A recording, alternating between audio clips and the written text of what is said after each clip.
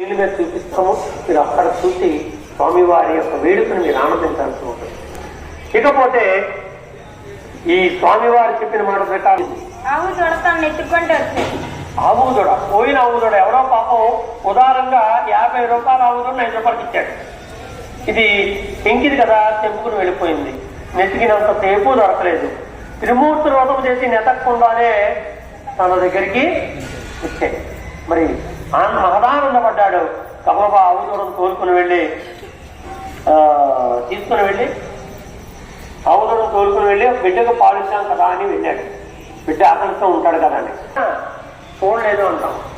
సూర్యనారాయణమూర్తి మీకు కనపడుతున్నాడండి. ప్రత్యక్షమైన మరి దేవుడు చూడలేదు అంటారు ఎందుకు? ఆ సూర్యనారాయణమూర్తి ఏ రూపం అనుకుంటున్నారు? సాక్షాత్తు త్రిమూర్తుల స్వరూపం, పరబ్రహ్మ స్వరూపం.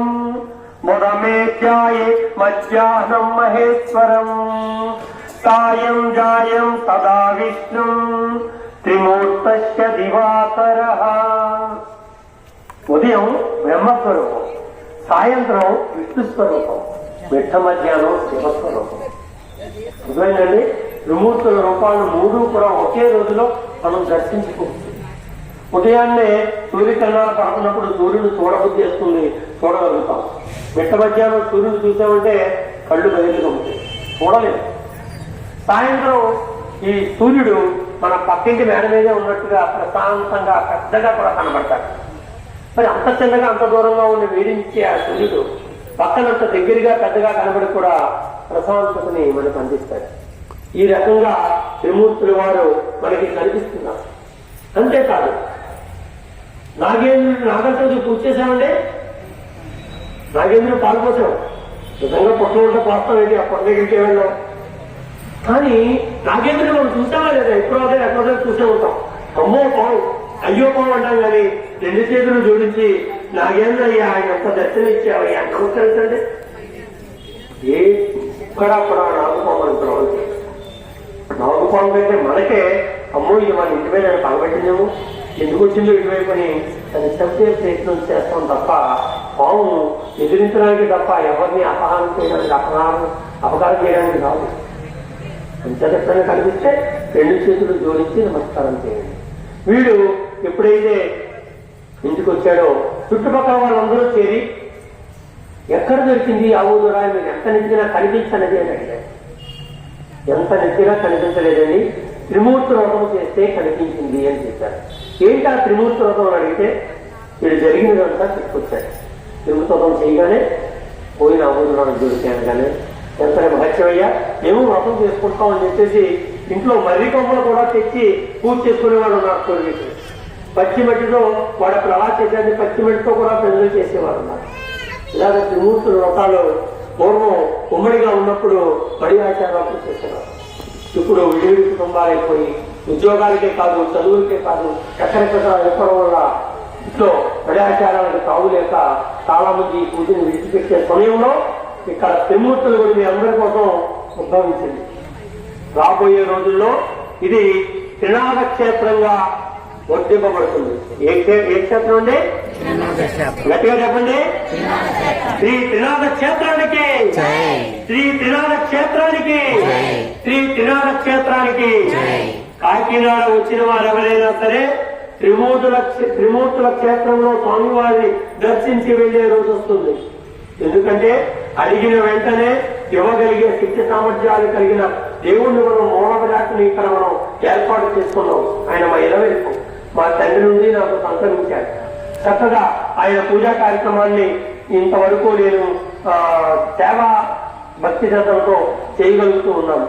మరింత కాలం ఆయన కార్యక్రమాన్ని నిర్విఘ్నంగా మరింత వైభవంగా చేసే శక్తి సామర్థ్యాలు ఆ స్వామివారు నాకు ప్రసాదించి నా చేత ఇంకా ఘనమైన సేవలు చేసుకునేలాగా స్వామివారు తీర్చిదిద్దుకోవాలని మనస్ఫూర్తిగా స్వామివారిని నేర్చుకుంటున్నాను.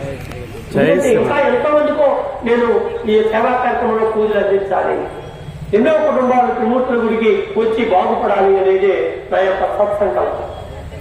అందుకే నేను డబ్బు కూడా ప్రధానంగా ఆశించకుండా వచ్చిన వారికి పూజా సామగ్రిని అందించి ఉన్నవాళ్ళు ఇస్తారు, లేని వాళ్ళు వెళ్ళకపోతారు. ఉన్నవాళ్ళకి లేని వాళ్ళకి తల్లి కార్యక్రమాన్ని అందించడమే ధ్యేయంగా పెట్టుకుని ఈ కార్యక్రమాన్ని నేను ముందుకు తీసుకువెళ్తున్నాను. ఎంతో మంది భక్తులు ఒక సహాయ సహకారాలు అందిస్తున్నారు. ఇక్కడ బుచ్చిబాబు గారిని ఆయన స్థలాన్ని మనకి ఉచితంగా అందించారు. కాకినాడ కోటేశ్వరి చదివేత చిక్కిపెద్ది రామకుమార్ గారు మనకి గుడిని నిర్మాణం చేశారు. అలాగే వెంకన్న పోతరేకుల వారు మనకి 3 లక్షల వేలు పెట్టి బాలవాదేవి విగ్రహాన్ని గుడికి అందించారు. వీళ్ళే కాదు, ఇంకా చాలా మంది చిన్న చిన్న, అంటే పెద్దది అని కాదు చిన్నది అని కాదు, ఇంటికో పువ్వైతే ఇంటోడికో మాలవుతుందంటారు. మీకు తోచిన వాళ్ళు ఎంతో కొంత సహకరిస్తుంటేనే ఆ డబ్బుతో నేను ఒక్కొక్క కార్యక్రమాన్ని చేసుకుంటూ ఆ వచ్చినట్లు నేను కొంత నా శక్తి సామర్థ్యం కొన్ని కలుపుకుంటూ ఈ కార్యక్రమాన్ని ముందుకు తీసుకెళ్తూ ఉన్నాను. ఆ రకంగా మీరు అవకాశం ఉంటే ఈ యొక్క స్వామి కైంకర్యాల్లో పాల్గొనవచ్చు.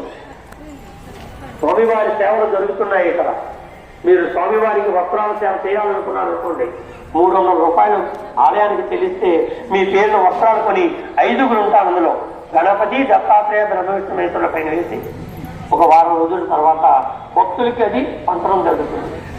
వారింట్లో స్వామివారు భుజం మీద ఉన్నటువంటి కండు వారితో చేరితే వారింట్లో ఇంకా ఆనందదాయకమైన రోజులే ముందుకు కనబడతాయని అది ఒక సేవా కార్యక్రమంగా దాదాపు కొన్ని వేల మందికి ఇచ్చే ఉంటాను. నేను ఎప్పటి నుంచో ఇస్తున్నాను. భక్తులు ఇస్తున్నారో వేరే వారికి పంచుతూ ఉన్నాను. అలాగా ప్రతి వారికి కొన్ని కండువాలన్నీ కూడా మన దగ్గరికి వచ్చిన వారు తీసుకున్నాయి. ఇంకా లేనటువంటి వారికి కూడా మన గుడికి తరచూ వస్తూ ఉంటే స్వామివారి మీద ఉన్నటువంటి కండువ మీ భుజం మీదకి చేరుతుంది. అప్పుడు అది చూడగానే మీకు భక్తిభావం కలుగుతుంది. మన ఇంట్లో ఉన్నటువంటి కష్టాలన్నింటిలోని మన కుటుంబ సభ్యులందరూ కూడా ప్రేమాభిమానాలతో పెరిగే మంచి రోజులు మన కుటుంబంలో రావాలని స్వామివారు అనుగ్రహించాలని కోరుకుంటున్నాం. ఇకపోతే చుట్టుపక్కల వారందరూ కూడా వ్రతం చేయసాగారు. ఈ వ్రతం కోసం ఆదివారం వచ్చేసరికి అందరూ పట్టణం వెళ్ళిపోయి కావలసిన దినుసులన్నీ తెచ్చేసుకుంటూ ఉంటే పల్లెటూరులో వ్యాపారాలు బాగా తగ్గుముఖం పట్టాయి. ఏం చెప్పా ఇలాగా వ్యాపారాలు రోజు రోజుకి తగ్గిపోతున్నాయి అని ఈ యొక్క వర్తకులందరూ ఒక మీటింగ్ ఏర్పాటు చేసుకున్నారు. మీటింగ్ ఏర్పాటు చేసుకుని ఏంటి మనం వ్యాపారాలు తగ్గిపోతున్నాయంటే వాళ్ళకి ఏం తెలిసింది అంటే అందరూ త్రిమూర్తి వ్రతాలు చేస్తున్నారు, వాళ్ళకి ఆర్థికంగా ఎంతో కొంత డబ్బులు వస్తున్నాయి, వాళ్ళు చక్కగా పట్నం వెళ్ళిపోతున్నారు. ఈ వ్రతాలు ఆపుచేయకపోతే మన వ్యాపారాలు దివాలా చేస్తాయని ఒక దురాలోచన వాళ్ళకి కలిగి వాళ్ళందరూ సమిష్టిగా ఆ రాజుగారిని అడిగారు, సార్ త్రిమూర్తి వ్రతాలు ఆపుచేయకపోతే మేము దివాలా తీసేలే ఉన్నామంటే వీళ్ళందరూ కోరుకొని చేర్చడం కోసం రాజు మంచి చెడ్డ ఆలోచించకుండానే త్రిమూర్తి వ్రతం ఎవరు ఆచరించడానికి వీల్లేదు, ఆచరించిన ఎడల వాళ్ళు రాజదండనకు గురవుతారు అని చెప్పేసరికి అందరూ కూడా మానేసి కూర్చున్నారు. వ్యాపారాలు మానేసి అందరూ కూడా త్రిమూర్తులు పూజలు మానేసి కూర్చున్నారు. ఎందుకంటే రాజుకు భయపడ్డారు. పూజ ఎందుకు చేస్తాం? ఏదో పుణ్యం కలుగుతుందని, ఏదో కోరిక తీరుతుందని మనం చేస్తాం. కానీ పూజ చేయగానే రాజుగారు చేస్తే చట్టాలు మానేసుకుంటున్నారు. కారణం ఎవరు? రాజుగారు చేశారు. తత్ఫలితంగా మనం ఎవరికైనా తెలియజేస్తే అది మనకు తిరిగి తెలుస్తుంది. వారికి తెలియజేసిన వాళ్ళ రాజకుమారులు అనుకోకుండా హఠాత్తుగా కాలు ఏమంటే త్రిమూర్తుల రాజుగారు అక్కడికి వచ్చి త్రిమూర్తుల వ్రతంలో చేశారు. రాజుగారు శ్మశానంలోనే విన్నాను, నాకు 3 పడవలు ఉన్నాయి. ఎన్ని పడవలు ఉన్నాయండి? 3 పడవలు. నాకు వ్యాపారం బాగుగా లాభం వస్తే మీ వ్రతమును ఆచరిస్తాను అని మొక్కుకున్నాడు. లాభం వచ్చిందా రాలేదా? అత్యధికమైన లాభం వచ్చింది. ఎప్పుడు వచ్చే లాభం కంటే ఎక్కువ లాభం వచ్చింది. ఎక్కువ లాభం వస్తే ఏమొస్తుంది? ఎక్కువ ఆనందం వస్తుంది. ఎక్కువ ఆనందం వస్తే స్వామివారి మీద శ్రద్ధ తగ్గుతుంది, మరుపు కూడా వస్తుంది. ఎందుకంటే ఆనందంలో ఉండిపోతే మనం స్వామివారిని మర్చిపోకూడదు. కృతజ్ఞతగా స్వామివారికి ఇంకా చేరుకోవాలి. స్వామి నీ దేవల్ నాకు చాలా లాభం వచ్చిందయ్యా స్వామి. మనకి ఏమైనా కష్టం వస్తే ఒక వచ్చి మధ్యలో నుంచి వెళ్ళిపోతూ ఉండేవారు. వ్రతానికి వస్తే మధ్యలో నుంచి వెళ్ళకూడదు. అది తెలియక వాళ్ళు మధ్యలో నుంచి వెళ్ళిపోతూ ఉండేవారు. అప్పుడు వాళ్ళు పట్టుకుంటే తమ ప్రమాదం అయ్యే వరకు వెళ్తే మా గురువు గారు దెబ్బలాడతారు. నేను వెళ్ళాలి అని చెప్పి అక్కడ పూజలు కూర్చున్నారు. అక్కడ గురువు శిష్యుడు గురువు చేతలో లేకుండా ఆ పూజలో ఉన్న శిష్యుడు చూసి కోపానికి గురి వాడిని బలబల లోపలి ఇచ్చి అంటే భయం లేదు, భక్తి లేదు, శ్రద్ధ లేదు, నా దగ్గర రావడానికి ముందుకుపోయాడని కోపానికి గురి వాడిని బలబలా ఇచ్చి అక్కడ జరుగుతున్న వ్రతాన్ని అంటే భగ్నం చేశాడు. ఫలితంగా పెద్ద గాలి తుఫాను సంభవించింది. ఆ గాలి తుఫానులో అతి కష్టమైన శిష్యుని తీసుకొని ఇంటికి వెళ్ళేసరికి గాలివాన వల్ల గురువు గారి భార్యాకలు చనిపోయింది. గురువే ఏమైనా పెద్ద గాలివాన వచ్చేసింది, నా భార్యాకలను మింగేసింది అని బాధపడుతుంటే శిష్యుడు అన్నాడు, గురువు గారిని రిమోట్ వ్రతం చేయడంలో చనిపోయిన రాజకుమారుడు చెప్తే మీరు అలాంటి వ్రతాన్ని మీరు పత్రం చేశారు, మీరు దయచేసి వ్రతం చేసినట్లయితే ఆ స్వాములందరూ అమ్మగారు పిల్లలు పెంచుతారని చెప్పేసరికి మిక్కిలి ఆనందపడి ఆ శిక్షణ అప్పులు చేర్చుకుని నేను ఎంత తప్పు చేశాను, వీడిని నేను శిక్షించి చాలా పెద్ద పొరపాటు చేశానని ఆయన సహాయంతో అక్కడికక్కడే వ్రతం చేశాను. వ్రతం చేయడం వల్ల కుంటివాడికి కాళ్ళు వచ్చాయి, గుడ్డివాడికి కంటికి చూపు వచ్చింది, రోగులు ఈ కురవాడు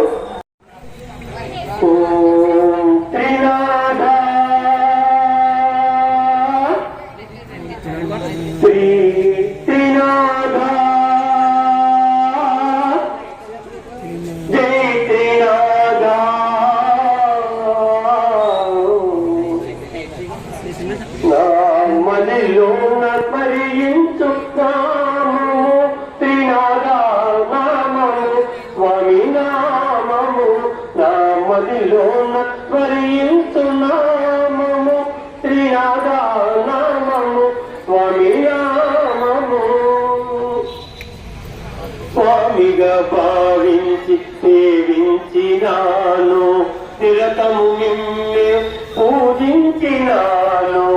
స్వామిగా భావించి సేవించినాను, నిరతము మిమ్మే పూజించినాను. మదినే గుడిగా అమరించినాను, మదినే గుడిగా అమరించినాను.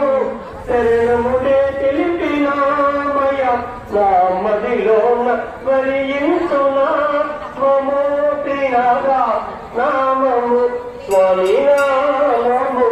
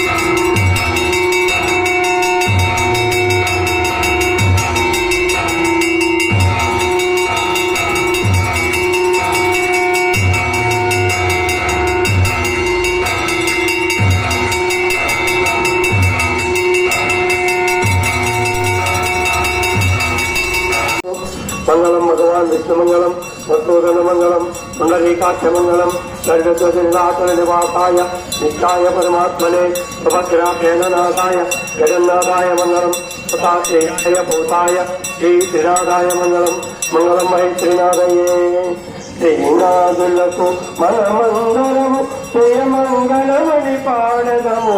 విశ్వదేవుల పట్ల వెలుగైనట్టి ఇదే మా ఇలా వెళ్ళువట శ్రీనాథులకు శ్రీదేవులకు సకల దేవతలకు మంగళము. ఇప్పుడు అమ్మవారి రూపంలో